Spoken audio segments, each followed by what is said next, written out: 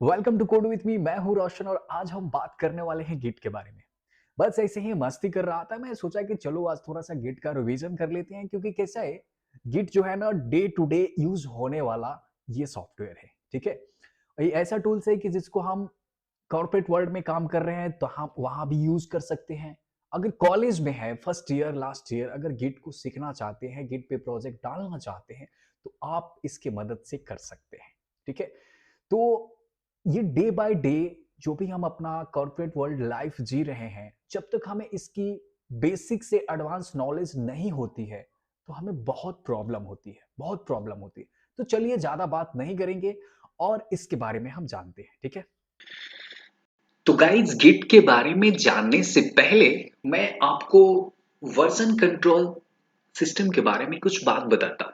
ठीक है, version control system हमें क्यों जरूरत है, हमें पहले क्यों जानना चाहिए। गिट को पढ़ने से पहले हमें वर्जन कंट्रोल सिस्टम को क्यों जानना चाहिए और क्यों इतना जरूरी है, वो मैं आपको बताता हूं। जब आप वर्जन कंट्रोल सिस्टम यूज करते हो या फॉलो करते हो तो वर्जन कंट्रोल सिस्टम कहता है कि देखो, अगर तुम मुझे यूज करोगे अगर तुम मुझे यूज करोगे तो बेनिफिट इतना ज्यादा है कि तुम सोच नहीं सकते। मुझे यूज करके बहुत सारे डेवलपर्स, मतलब मल्टीपल डेवलपर्स जो है, एक साथ काम कर सकते हैं, डिजाइन कर सकते हैं। एक ही प्रोजेक्ट पे मल्टीपल डेवलपर्स जो है एक दूसरे को हेल्प कर सकते हैं। अब मान कर चलिए कि कोई डेवलपर है, एक डेवलपर है और उस डेवलपर को किसी और डेवलपर का कोड चाहिए होता है। मान के चलो कि मैं एक डेवलपर हूं, मेरा कोई फ्रेंड लाइक अर्चित दूसरा डेवलपर है, शुभांकुर तीसरा डेवलपर है, आशीष चौथा डेवलपर है। ठीक है, मुझे जरूरत ये पड़ा कि मुझे अब आशीष का कोड चाहिए, मुझे शुभांकुर का कोड चाहिए, मुझे अर्चित का कोड चाहिए। तो उस केस में उस केस में क्या होता है कि हम जब एक टीम में काम कर रहे होते हैं, एक दूसरे की कोड की जब जरूरत होती है ना, तो जो वर्जन कंट्रोल सिस्टम होता है बहुत हेल्प करता है। अगर वो पुश करेगा हम उस कोड को पुल कर लेंगे और अपने पास अपने लोकल रेपोजिटरी में रख के हम उससे काम कर सकते हैं। ये बहुत ही बेहतर तरीका है। ठीक है, अब कहता है कि इसके ना बहुत सारे डिफरेंट डिफरेंट टाइप्स हैं। मतलब आज जो टीम यूज कर रही है, जो भी टीम जो है आज यूज कर रही है, ज्यादातर जो है कुछ, मतलब इसके टाइप जो है कुछ तो सेंट्रलाइज्ड है और कुछ जो है डिस्ट्रीब्यूटेड है। अब सेंट्रलाइज्ड क्या है, डिस्ट्रीब्यूटेड क्या है, इसके बारे में हम बहुत डिटेल में बात करेंगे, बहुत डिटेल में बात करने वाले हैं। ठीक है, अब यहाँ पे जितने भी वर्जन कंट्रोल सिस्टम है उसमें से बहुत फेमस, जिसको हम कहते हैं ना बहुत फेमस, जैसे लाइक हेलिक्स कोर है, गिट है, एसवीएन है, क्लियर केस है, ठीक है, टीएफएस है, एक्सेट्रा एंड एक्सेट्रा। तो आपको यहाँ थोड़ा सा तो अंदाजा मिल गया कि आप वर्जन कंट्रोल सिस्टम क्यों, आपके आखिर आपको क्यों चाहिए। ठीक है, थोड़ी सी तो बेसिक आइडिया हो गई होगी कि वर्जन कंट्रोल सिस्टम को यूज करके हम मल्टीपल डेवलपर जो है एक साथ एक ही प्रोजेक्ट पे काम कर सकते हैं। अगर हम में से किसी को भी एक दूसरे की कोड की जरूरत पड़ेगी तो हम शेयर कर सकते हैं। हम जो है मेन प्रोजेक्ट से, मतलब मेन जो हमारा मेन रेपोजिटरी है जिसको हम मास्टर कहते हैं, वहां से हम उस कोड को पुल कर सकते हैं या किसी भी तरह जो है, किसी भी तरह का मतलब पुल करके हम यूज कर सकते हैं। ठीक है, दूसरी बात यह है कि वर्जन कंट्रोल ये भी कहता है कि जब तुम मुझे यूज करोगे तो मैं एक तो वर्जन, जो भी वर्जन होगा उसको मेंटेन रखूंगा। जो भी तुम्हारी ट्रैकिंग होगी कि किसने कोड कब पुश किया, क्या किया, मतलब उस कोड में क्या डाला, मतलब उस कोड में था क्या, और कितने बार का, मतलब कितने बार इसने कोड पुश किया, पुल किया, क्या किया, ये सारे ट्रैक रिकॉर्ड जो है वर्जन कंट्रोल सिस्टम अपने पास रखता है। अपने पास जो है वर्जन कंट्रोल सिस्टम जो है अपने पास रखता है। ठीक है, और जो भी मतलब एक प्रोजेक्ट पे मल्टीपल डेवलपर्स जो काम कर सकते हैं, ये बात तो मैंने आपको बता दी। अब बात करते हैं वर्जन कंट्रोल सिस्टम की जो टाइप्स है। एक तो सेंट्रलाइज्ड है और दूसरा डिस्ट्रीब्यूटेड है। ठीक है, तो सबसे पहली बात जो है, हम control centralised version control system के बारे में बात कर लेते हैं। ठीक है, अब देखो यहाँ पे क्या है, वर्क स्टेशन 1 है, वर्क स्टेशन 2 है, वर्क स्टेशन 3 है।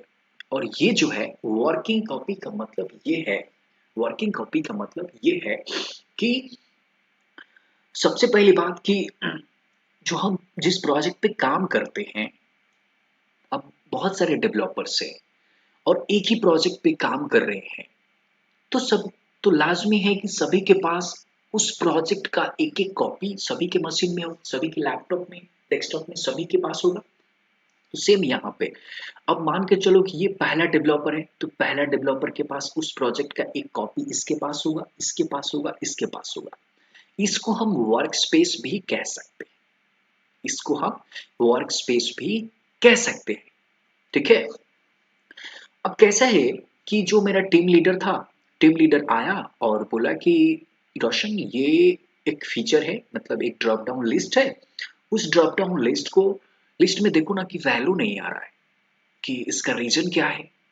या ऐसा भी हो सकता है कि देखो ना पॉपअप नहीं ओपन हो रहा है। दो टास्क दिए, मतलब मुझे क्या बोला कि देखो ड्रॉप डाउन लिस्ट में वैल्यू नहीं आ रहा है, दूसरे को बोला कि देखो ना कि इस बटन को क्लिक कर रहे हैं तो मतलब पॉपअप नहीं ओपन हो रहा है, और तीसरे को बोला कि जब मैं अपडेट कर रहा हूँ तो कुछ फील्ड्स जो है अपडेट नहीं हो रहा है।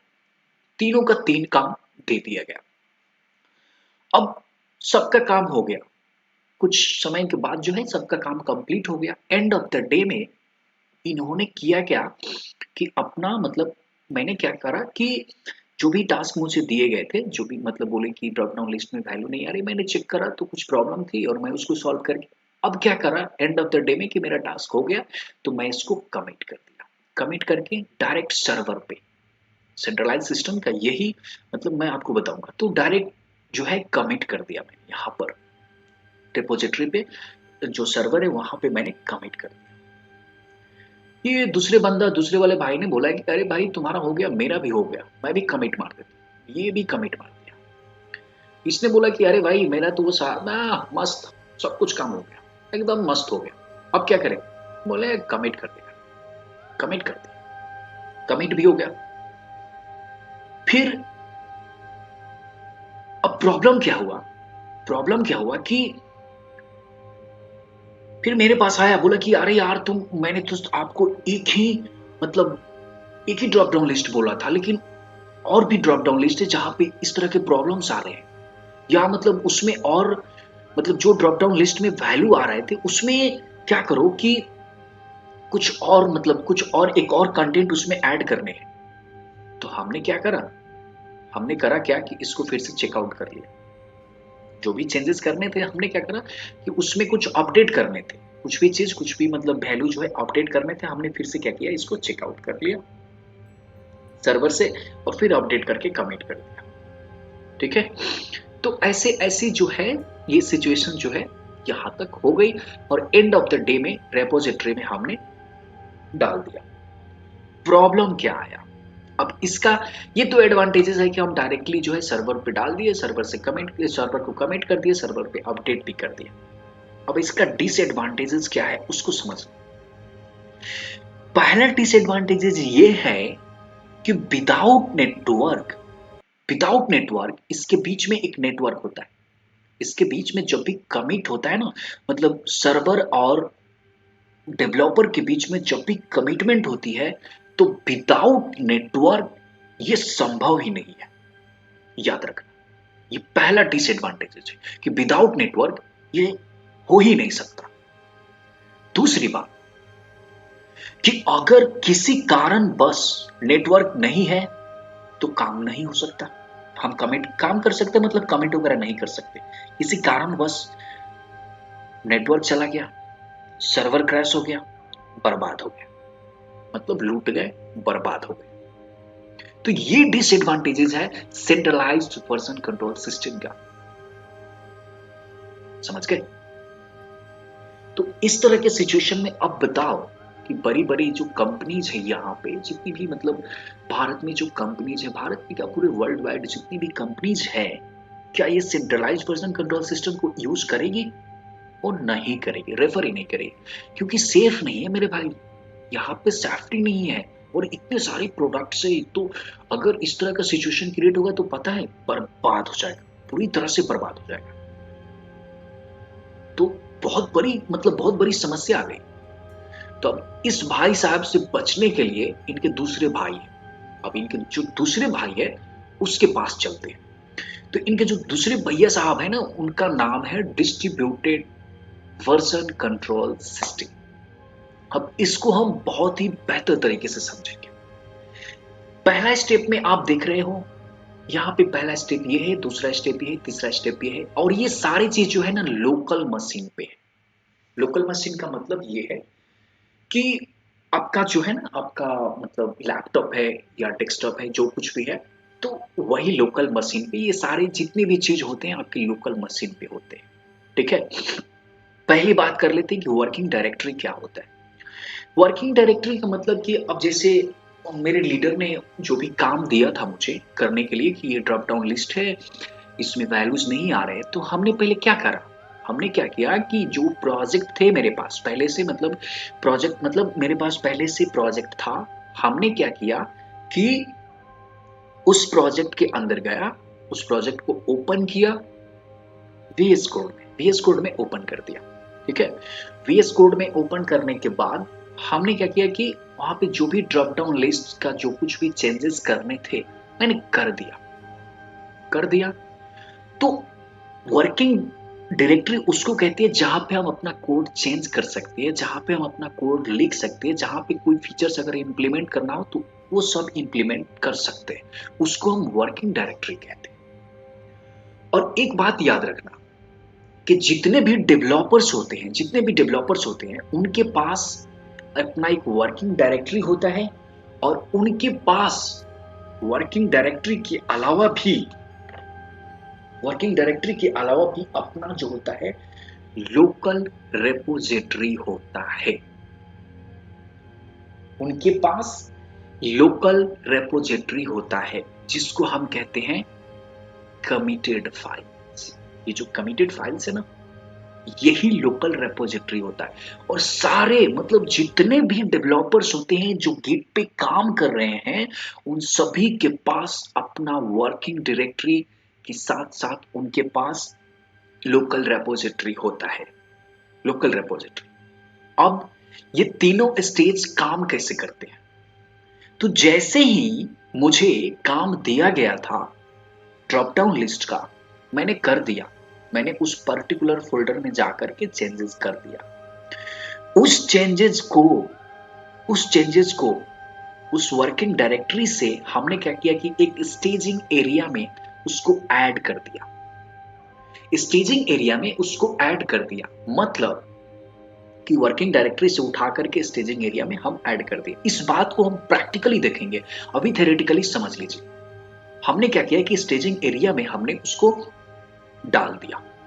डालने के बाद जैसे ही स्टेजिंग एरिया में आता है, अब आप पूछेंगे कि भाई स्टेजिंग एरिया में क्यों डाल रहे हैं?